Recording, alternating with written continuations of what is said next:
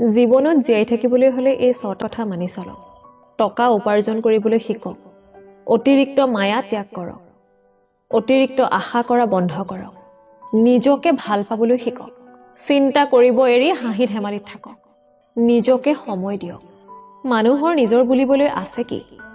জন্ম আনেই দিছে, নাম আনেই দিয়ে, শিক্ষা আনৰেই দান, উপাৰ্জন আনৰ পইচা, সম্পদ আনেই ল'ব, শেষ যাত্ৰাটো আনেই নিব। মোৰ অবিহনে এই পৃথিৱী অচল। ভুলতো এনে গৰ্ব কেতিয়াও নকৰিব। যেতিয়াই আপোনাৰ মনলৈ এনে অহংকাৰ আহিব, তেতিয়াই আপুনি ঘৰৰ বেৰত ওলমি থকা পূৰ্বপুৰুষৰ ফটোবোৰ চাব। তেওঁলোকৰ অনুপস্থিতিত জানো এই পৃথিৱী স্থবিৰ হৈছে? উত্তৰ নিজেই বিচাৰি পাব। এই চাৰিটা বিষয়ত কেতিয়াও লাজ নকৰিব। পুৰণা কাপোৰ, সাধাৰণ জীৱন যাপন, বৃদ্ধ মা দেউতা, দৰিদ্ৰ বন্ধু।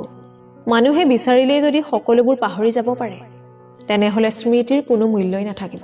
টকা দি সুখ কিনিব পৰা নাযায় সঁচা, কিন্তু জীৱনত সুখী থাকিবলৈ হলে অজস্ৰ টকাৰ প্ৰয়োজন হয়। দুখটো জীৱনত থাকিবই। সেয়েহে সুযোগ পালে নিজকে হাঁহি ধেমালি আৰু আনন্দত ৰখাৰ দৰকাৰ। ঘৰৰ মানুহে শত্ৰুতা কৰিলে মানুহে সকলোতকৈ বেছি কষ্ট পায়। কাৰণ বাহিৰৰ শত্ৰুৱে আমাক একো কৰিব নোৱাৰে, কিন্তু ঘৰৰ শত্ৰুৱে আমাক অসহায় কৰি দিয়ে। জীৱনত এটা পৰ্যায়ত আহি বুজিব পাৰিব, সকলোতকৈ ভাল মুহূৰ্তবোৰ আপুনি বহুত আগতেই পাৰ কৰি আহিছে। আনক পৰিৱৰ্তন কৰাটো প্ৰায় অসম্ভৱ। সেয়েহে নিজকে পৰিৱৰ্তন কৰি লোৱাটো বুদ্ধিমানৰ কাম। কোনজন মানুহ আপোনাৰ বাবে সঠিক সেইটো বুজিবৰ বাবে অভিজ্ঞতাৰ দৰকাৰ, আৰু সেই অভিজ্ঞতাৰ বাবে জীৱনত ভুল মানুহজন অহাটো দৰকাৰ। এনেকুৱা হৃদয় গঠন কৰক, যিখন কোনেও কেতিয়াও ভাঙিব নোৱাৰে।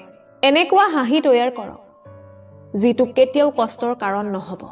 এনেকুৱা সম্পৰ্ক তৈয়াৰী কৰক, যিটো কেতিয়াও শেষ নহব। আৰু এনেকুৱা এখন হাতত ধৰক, যিখন হাতে কেতিয়াও যাতে আপোনাৰ হাত এৰি নিদিয়ে। নিজৰ অসীম দুখ কষ্টবিলাক পাহৰি শান্তিৰ টোপনি যাওক। নিজৰ যত্ন লওক, পাত্তা নিদিব। আশে পাশে যি হৈছে মানি লওক। বিশ্বাস কৰক, টোপনি গলে কোনো কষ্টই আপোনাক দুৰ্বল কৰিব নোৱাৰে। জীৱনত নিজৰ মূল্য বুজিবলৈ চেষ্টা কৰিব।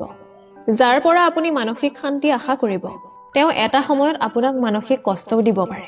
সেয়েহে কাৰোবাক অভ্যাস বনাবলৈ নিবিচাৰিব। তৰ্কত জিকাজন ডাঙৰ বিজয়ী নহয়, কাৰণ বুদ্ধিমানৰ কাম হ'ল মূৰ্খৰ লগত তৰ্ক নকৰাটো। কিছুমান মানুহে হয়তো দুয়োজনৰ মাজৰ পাৰ্থক্য বুজাত ভুল কৰিব। যিসকলে প্ৰত্যাহ্বানৰ সন্মুখীন হয়, তেওঁলোকে সুন্দৰভাৱে জীৱন জীয়াবলৈ শিকি যায়। জীৱনৰ কঠিন সময়ত হতাশাৰ পৰা উঠি আহক, আৰু ভুলৰ পৰা শিক্ষা লৈ শক্তিশালী হবলৈ শিকক। জীৱন সুন্দৰ। নিজৰ বাবে জীয়াই থাকিবলৈ চেষ্টা কৰক।